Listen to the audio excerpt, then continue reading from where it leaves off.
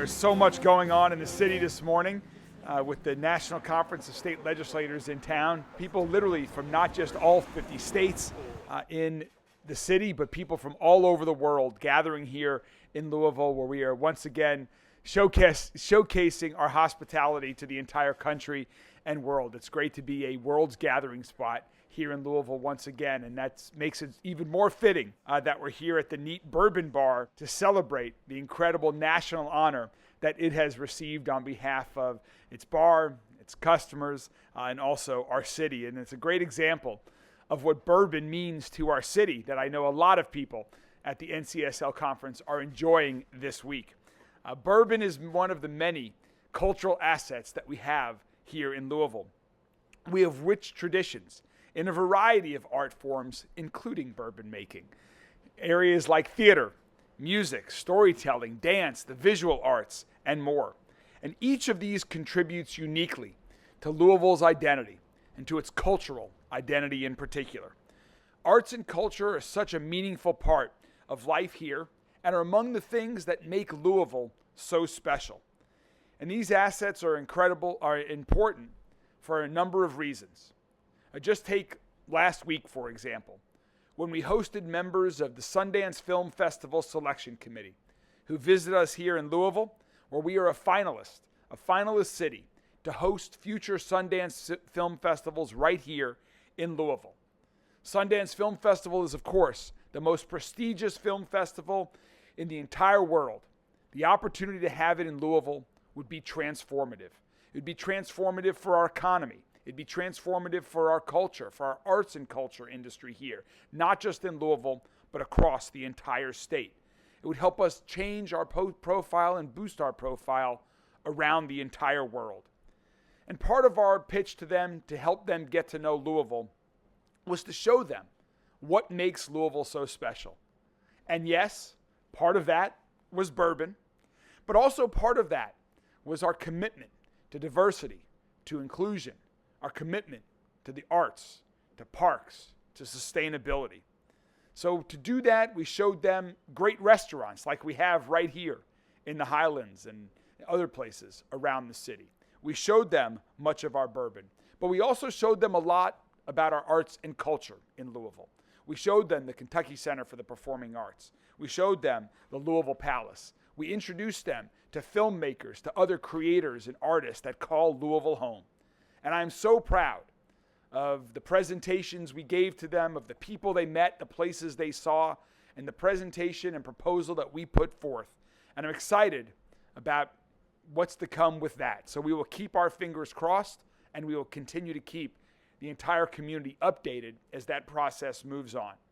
And we're going to continue to take big swings when there are opportunities, like to attract the Sundance Film Festival to Louisville, because there are great things going on here, and we know we're just getting started.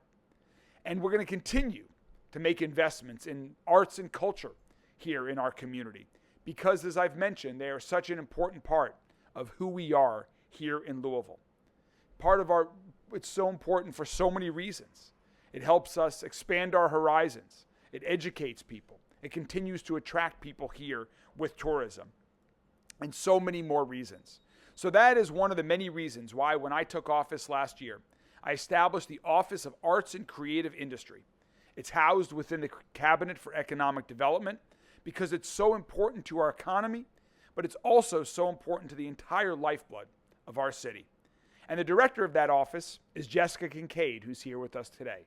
Jessica has played a critical, important, and leading role in our efforts to attract the Sundance Film Festival to Louisville, and she's also leading the work to create Metro government's first ever comprehensive cultural plan for our city. The purpose of this plan will be to establish a roadmap for our work with partners in the arts and culture space for the next 10 years. And today, we're announcing a tremendous step forward in that process. So to tell you more about that process and where we're headed, I'd love to introduce the director of our Office of Arts and Creative Industry, Jessica Kincaid. Jessica?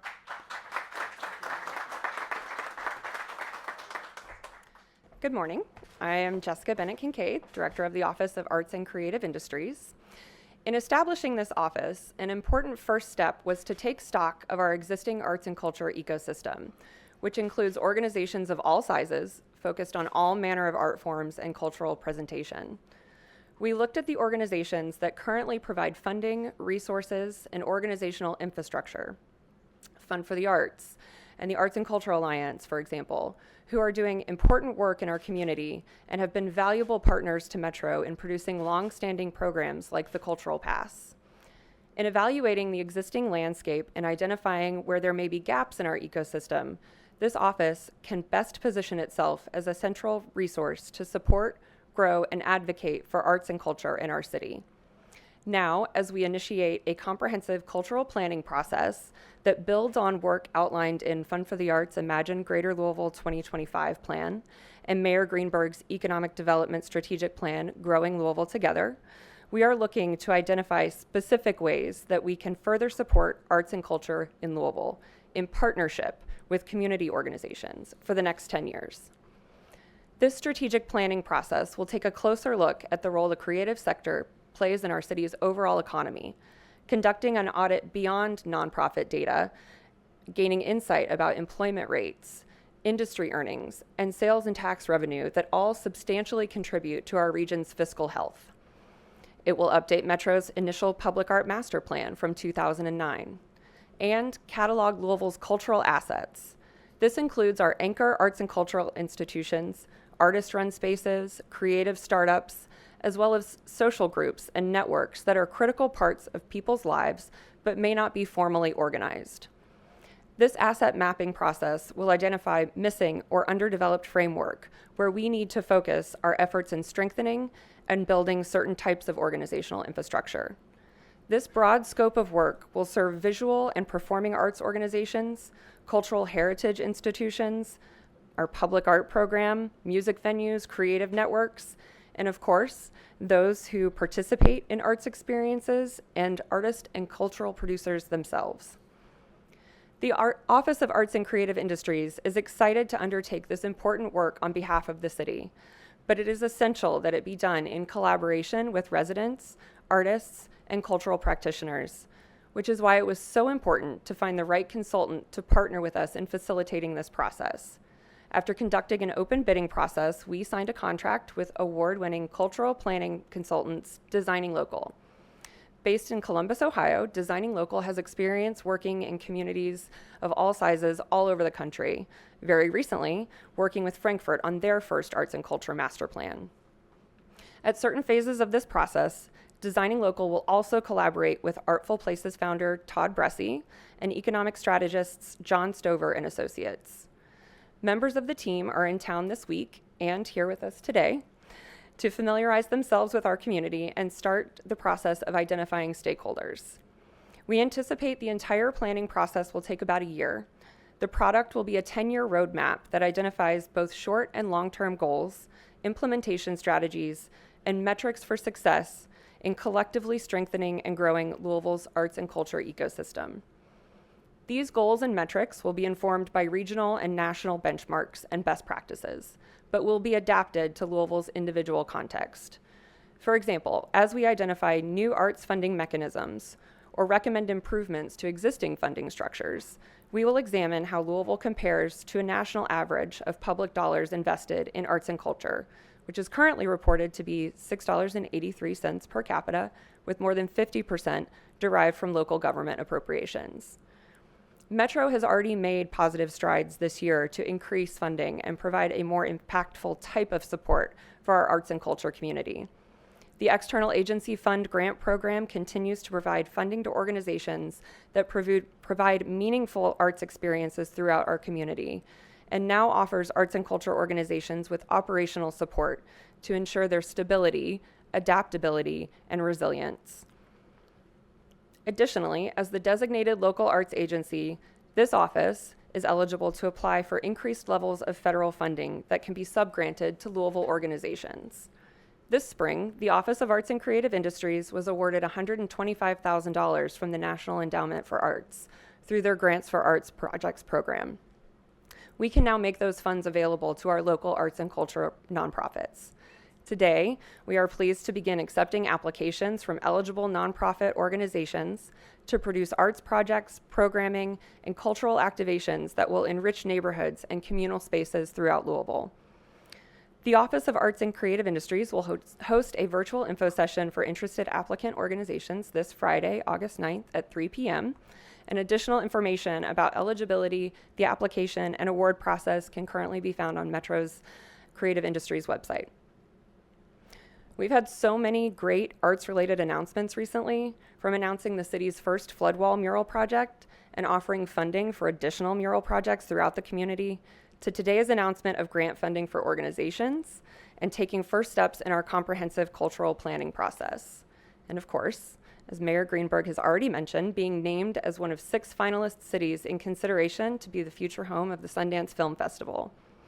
Our proposal captured the attention of the Sundance Institute for many reasons, but Louisville's vibrant and diverse creative community was absolutely the foundation and the focal point. Art is and will remain central to our city's identity, and we are excited by the possibility of partnering with an internationally recognized, artist-centered institution like Sundance. And the timing couldn't be better as we set strategic goals for Louisville's next phase of growth in this sector.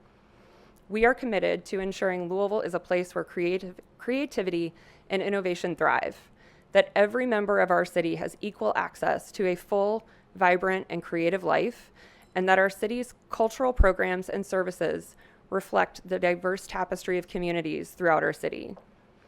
In order for this cultural planning process to be successful and the resulting plan to authentically reflect Louisville's unique cultural identity, we want and need to hear from every voice across the city. We hope that community members will take time to be part of this process and, as an initial step, participate in stakeholder interviews with Designing Local. To submit your interest and sign up for ongoing updates about the planning process, you can visit LouisvilleCreatesPlan.com. Thank you very much.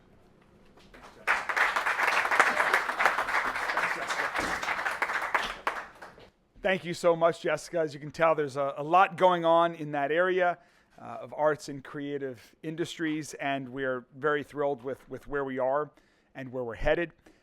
We also encourage people to apply. I mean, this is great news, $125,000 of federal grant that are available for local arts organizations. So we are excited to encourage people to join the virtual call later this week on Friday afternoon, and then please apply. We are blessed here in Louisville to have so many dedicated and great public servants.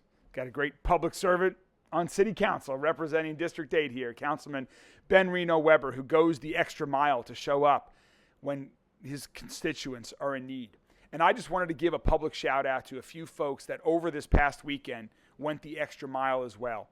As many of you may know and have heard, Dosker Manor lost power for the second time in a couple of weeks over this past weekend. And while we were working rapidly to restore power with LMHA, to restore power to Dosker Manor, so many public servants went the extra mile to help the residents who were in need without electricity on a hot summer weekend. We had members of the Louisville Fire Department and LMPD walking up 18 stories of Dosker Manor's Building C to help deliver meals to residents of Dosker Manor.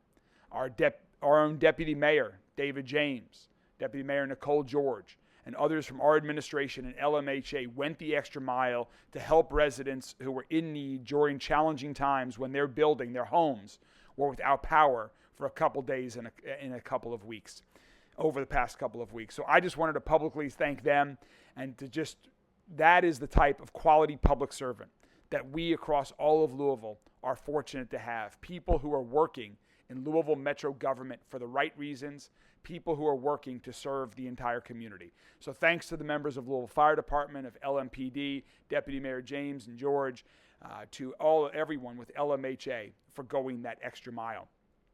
We've been blessed to have great public servants that have been long-standing members of Metro government that have been serving this community for decades. It's also exciting when we bring new people into the Louisville Metro government team to become part of our team of public servants who are serving our community.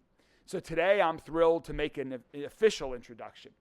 On Friday, we announced that we've hired Dr. Vanessa McPhail as the new Executive Director of our Office of Equity. The goal of the Office of Equity is to help us improve our racial equity across all of Louisville Metro government and beyond. Because equity is something that's involved in every decision that we make, every part of Metro government. So we are so delighted to welcome Dr. McPhail to our Metro government team.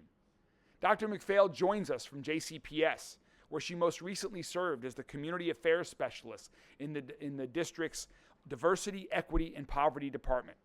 She previously taught middle school and has experience developing world-class educational training systems with a specialty in restorative practices. Throughout her career, Dr. McPhail has worked well with local governments, community groups, and nonprofits that focus on racial equity. She earned her PhD from the University of Louisville in 2019. Dr. McPhail is a tremendous leader. She brings valuable knowledge and significant experience to our Office of Equity.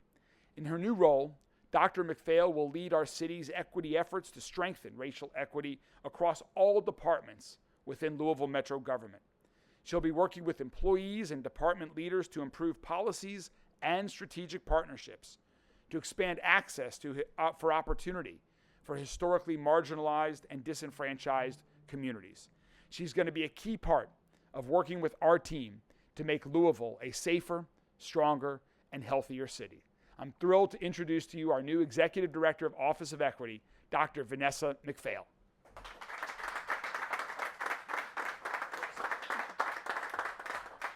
Good morning. First, I want to thank the mayor for this opportunity. I am excited and thrilled to be a part of this dynamic team, and I look forward to developing, implementing, and monitoring strategies that will foster a more equitable community as we continue to grow Louisville together for a safer, healthier, and stronger community. Thank you so much. Excited to be here.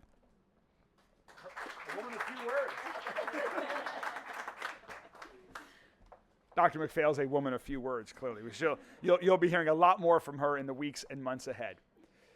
Well, let's get back to where we started, at this amazing bar, NEAT Bourbon Bar. What a great energy and character and feel this bar has that represents so many things that Louisville is so proud of. And it's just been awarded a tremendous national honor. And so we wanted to celebrate this award for our entire city. NEAT opened in 2019, and folks here in Louisville have been enjoying a drink here with friends ever since.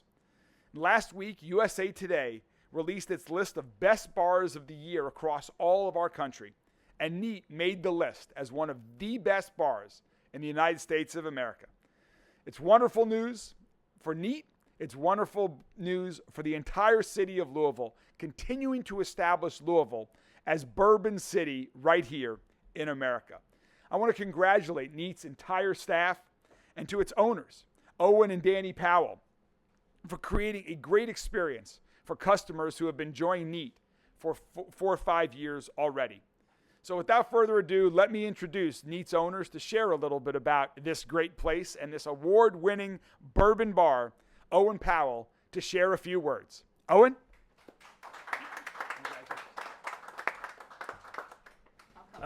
Yeah, come on down. This is my wife, Danny. I'm Owen Powell. So we built this bar. One thing I want to let everybody know is the first rule here at the bar, and it's no politics. It's actually a rule at a lot of bars, but it works, and it does help create an environment so no fights break out or anything. So we have to be done by noon when we Yeah. open. So when we open at noon, we're pulling the plug on this. I have to correct the mayor here. We actually opened in 2022, so 2.5 years ago we opened, but the year prior to that, my wife and I did a lot of hard work in here. We built it all, other than the plumbing and stuff. We literally built this bar. Danny put in the floors and everything. So one thing about this bar that attracts so many people across the country is our vintage spirits. There's a law that allows us to sell bottles that aren't available from the distributors, and that's why so many people come here, is they get to try something from the year they were born or the year they graduated high school, married, anything like that. but it also you get to try stuff that you can't taste anymore. It's, the distillery has shuttered or the brand got moved to some other distillery. So, and that's what we like to do, is pour stuff that you can't have anywhere else. Our slogan is History by the Pour. We like to give a lesson on the history of all these brands and who made it and why and what's unique about it. But and it's resonated with our customers, and I'd say about 80% of our customers are tourists here coming to the Bourbon Trail, and we are part of that experience now. So, anything? We're just super proud of, being in Kentucky, being in Louisville, and representing this state in the bourbon field. I just think that that's really important to our heart. We love the history of this state and the history of bourbon, and we appreciate the community's support in letting everyone know that we're here and spreading the word about it, and we love the recognition and appreciation. Thank you. Thank you. Yeah. Congratulations. Thank you. Congratulations to the Powells. Congratulations to everyone affiliated with NEAT, and maybe for one of my next meetings when we're just talking about government, no politics, just making city services better. We'll do it here because I'm sure we'll have even better ideas if we enjoy one of those vintage bourbons that you all have here. It is a great collection that you all have here, and we're so thrilled to have you as part of our community. So finally today is our Louisvillians doing good. And oftentimes we recognize individuals. But today we're going to celebrate an institution that's been doing good work for an incredibly long time here in our city. This week, we're celebrating the anniversary of the founding of the St. Joseph's Children's Home in 1849. Do you have any bourbon from, that's probably a little bit older than most of the bourbon that we have here. St. John's was first known as the St. Joseph Catholic Orphan Society. And while its name has evolved, its fundamental mission to care for children who desperately need it has stayed the same for 175 years. Think about everything that's happened in our city over the past 175 years. Think about everything that's happened in our country, in our world since then. And over that entire time, for generations of children who have experienced loss and trauma, they have found shelter, care, and support at St. Joe's. They're the ones who need it most, and St. Joe's has been there. The annual St. Joe's picnic is coming up this weekend, so we didn't want to wait. We wanted to go ahead and honor the staff and the entire team of St. Joe's, the volunteers, the supporters, everyone who's contributed to their organizations for making it such a special and important place, and been doing that in our city for so long. So I'd like to introduce the Chief Advancement Officer of St. Joseph's Children's Home, Susie Hillebrand. Susie, thank you so much. Thank you so much for you and what your entire team and those who have come before you have done over the past 175 years. And in honor of all of the great work, come on up, Susie, in honor of all of the great work that you and your team and those before you have done, would love to present this proclamation honoring the great work of St. Joe's for the last 175 years, and we're so excited about the next 175 years to come. Thank you for all of your great work. Thank you Really very appreciate much. it. Thank you.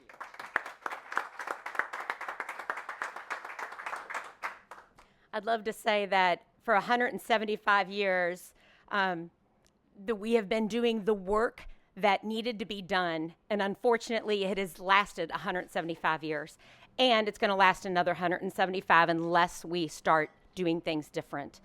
But in 1849, a group of our community thought it was really important for us to take care of the children who only had one parent or no parents to take care of them, and they did that in downtown Louisville.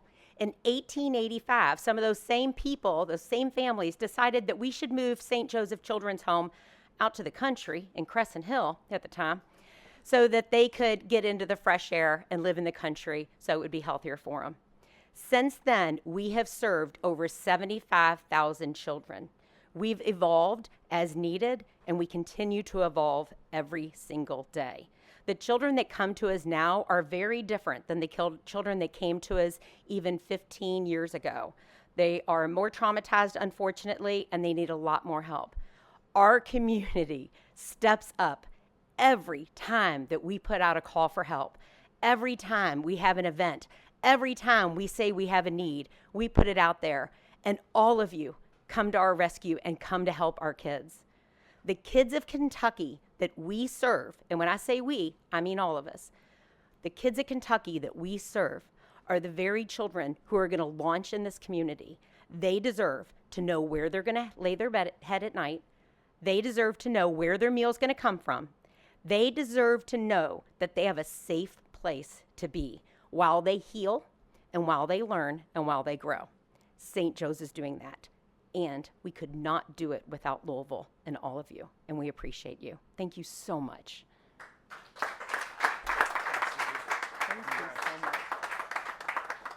Thank you, Susie, and I know that Rachel and I look forward to joining you and all of your colleagues out at the St. Joe's Picnic this weekend. So I encourage everyone to find the details and find a time that works well for you and your family to go out there. It's a great time supporting a great cause with St. Joe's. Thank you all very much for joining us. Thanks to all of our friends that were with us today. And with that, I'm happy to take any questions from members of the media. Mayor, I want a question about politics. Do we have an exception? Yes, Okay. we'll make an Okay. exception, Okay. Kamala Harris just announced that she's chosen Minnesota Governor Tim Walz as her running mate. Your thoughts on that pick, and also you have a close relationship with Governor Beshear. Your thoughts on him being passed over for that position? Well, I strongly support Vice President Harris in her quest to be the next president of the United States, and I strongly support her pick, and I will continue to support Vice President Harris and Governor Walz as the ticket. And I'm excited to be headed to Chicago later this month to be a delegate to the Democratic National Convention. I've already casted my vote virtually for Vice President Harris, and I will continue to be supportive there in Chicago and beyond through the election. Governor Beshear has done so many amazing things for this Commonwealth, and I think it's his leadership that has been acknowledged over the past weeks, just being recognized, being part of the process, being chosen as one of the few people who are being vetted to be the next Vice President of the United States says a lot. It says a lot about Governor Beshear's successful leadership. It says a lot about him as a person, as a good person, and it says a lot about what's going on in the Commonwealth. It's a reflection of his leadership. It's a reflection of the success that we've had here in Kentucky and the role that we're on here in Kentucky and in Louisville that I believe he was in the conversation. And so he will continue to do a great job as governor. We will continue to partner closely, and I'm excited about the future for our city, for our state, and our country. You mentioned that we have a new director of the Office of Equity, and congratulations, Dr. McPhail. I was just wondering what prompted you to find new leadership for that office? So I prefer to look at the future and not the past. And so I wish Joy McAtee, who was the previous executive director, well in her next chapters in life. And we are moving forward. And so I'm excited that Dr. McPhail is the new executive director of the Office of Equity. Any other questions? All right. Well, have a wonderful day and week. Back to no politics. Yeah.